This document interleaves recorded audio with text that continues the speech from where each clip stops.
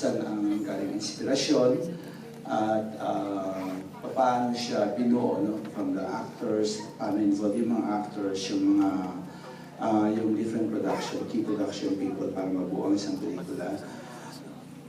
Like what I've said dun sa kanina, dun sa behind the scene, okay? This was based on a real life story. Maring siguro hanggang ngayon nagtataka pa rin kayo dahil karamihan sa inyo, hindi naman kayo exposed sa ganitong klaseng tema ng pelikula at ganitong klaseng pelikula. I'm sure 100% sa inyo ang exposure mo sa Hollywood, no? At saka Filipino mainstream.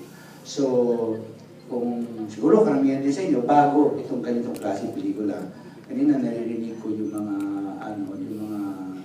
tao, mga estudyante, kung sabi ka, bakit ganyan, tapos na? Parang because nasanay tayo, no?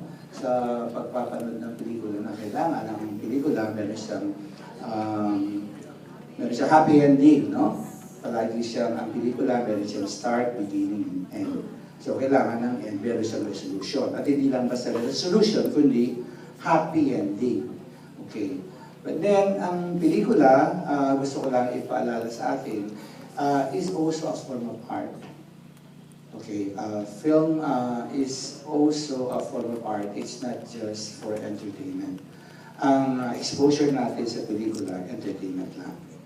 Okay, kaya tayo nanonood ng pelikula, kaya tayo pumapasok sa basilihan para ma-entertain, para ma-enjoy, para tumawa, para ma-in-love, para matakot. Ito yung mga genre films, no? Pero ang pinapaintindi natin dito, at pinapakita natin dito sa pelikula, ang pelikula ay seryosong art form siya.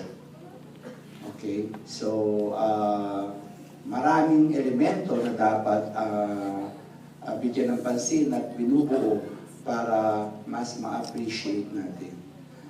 Susunod na gusto ko sabihin sa inyo, bakit itong bakit drugs? Bakit mahihirap? Bakit Jacqueline Jose? Bakit itong mga artista na wala namang pangalan? Bakit hindi Piolo Pascual? Yung mga gusto ng artista, yung mga pinapanood nyo sa TV, sila Annie Curtis, sila Ansel Locsin, lahat ng mga sikat, magaganda mukha, magaganda mga damit, magaganda yung ayos, magaganda yung mga bahay. Bakit squatter? Bakit yun yung mga bahay? Diba? Bakit itong ganitong klaseng kwento at ganitong klaseng mga karakter, nakikita naman natin ito araw-araw anyway sa buhay natin. Diba? Paglabas natin sa sinihan, dito, pag-uwi natin, madadaanan natin yan, kapitbahay natin yan, kilala natin ito mga tayo. Why?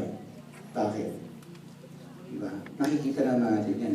Ayaw natin manood ng ganito sa loob ng sinihan kasi kahirapan na nga ang buhay natin, kahirapan pa rin ang papakita. Diba? Because, ginagawa ko itong ganitong klaseng pelikula kasi dapat mapag-isipan natin na itong mga nangyayari sa paligid natin ay it's not a way of life. Hindi dapat mangyari. At sana, bilang estudyante, bilang tao, ma-realize din natin na itong mga ganitong klaseng bagay na nangyayari sa nakikita natin sa sinihan ay hindi dapat mangyari, kundi dapat maitaas natin ang level ng pagkatao natin bilang Pilipino. Yun ang ating ultimate goal. Yun ang ating ultimate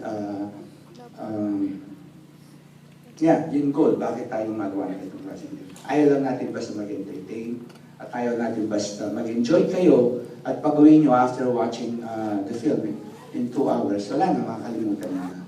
And then after another day or after another week, manonood naman kayo ng another film. Okay, na mag-enjoy kayo. Pero hindi siya tumatatak sa isip nyo, hindi siya tumatak sa puso nyo. Okay?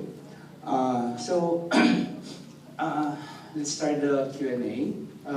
Kung ano man may gusto magtanong, we can start doing the Q&A now.